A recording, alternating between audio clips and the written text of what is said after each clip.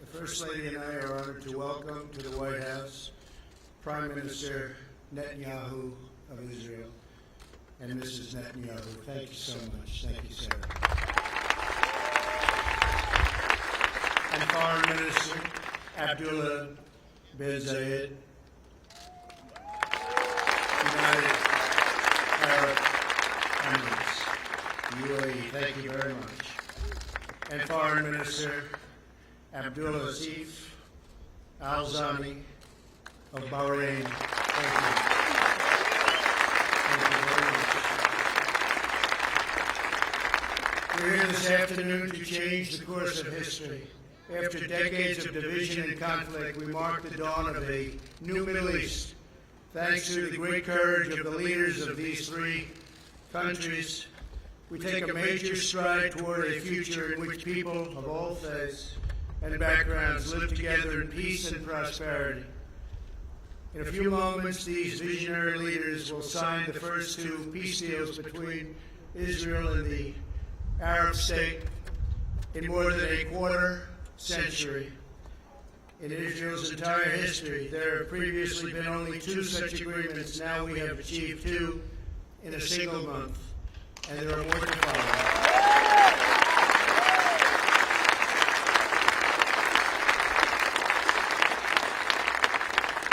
Israel, the United Arab Emirates, and Bahrain will establish embassies, exchange ambassadors, and begin to cooperate and work together so strongly to cooperate as partners across the broad range of sectors, from tourism to trade and healthcare to security.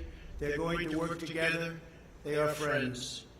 The Abraham Accords also opened the door for Muslims around the world to visit the historic sites in Israel and to peacefully pray at Al-Aqsa Mosque in Jerusalem, the third holiest site in Islam.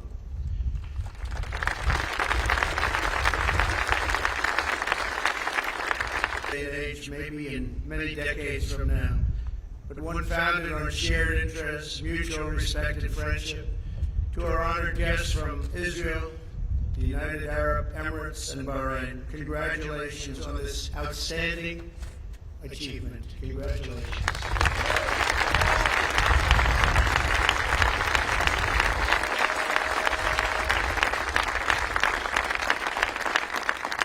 I also want to thank Vice President Mike Pence. Thank you, Mike. Great job.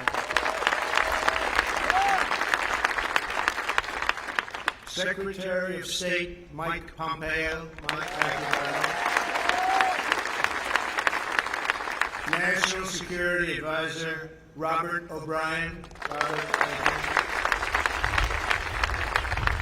you. Mr. Jared Kushner. Jared, thank you very much. Ambassador Brian Hook. Thank you very much, Brian. Thank you. And Avi Berkowitz. Avi, thank you very much. I also want to give a very special thanks. He's been an incredible ambassador to Israel. David Friedman. That's a very great group of people, great group of patriots. They wanted this to happen so badly. They worked so hard. And again, nobody thought it could happen, and they thought it could happen. They never even doubted it. So I want to thank you all very much. Thank you. For generations, the people of the Middle East have been held back by old conflicts, hostilities, lies, treachery. So many things held them back. Actually, lies that the Jews and Arabs were enemies, and that Al-Aqsa Mosque was under attack. Constantly, they would say it was under attack. These lies passed down from generation to generation, fueled a vicious cycle of terror and violence that spread across the region and all over the world. These agreements prove that the nations of the region are breaking free from the failed approaches of the past. Today's signing sets history on a new course, and there will be other countries very, very soon that will follow these great leaders.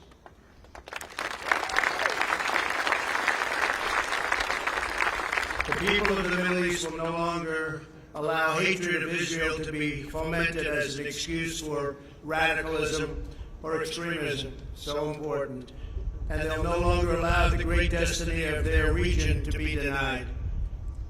On my first foreign trip as president, I had the honor of addressing the leaders of more than 54 Arab and Muslim nations in Saudi Arabia.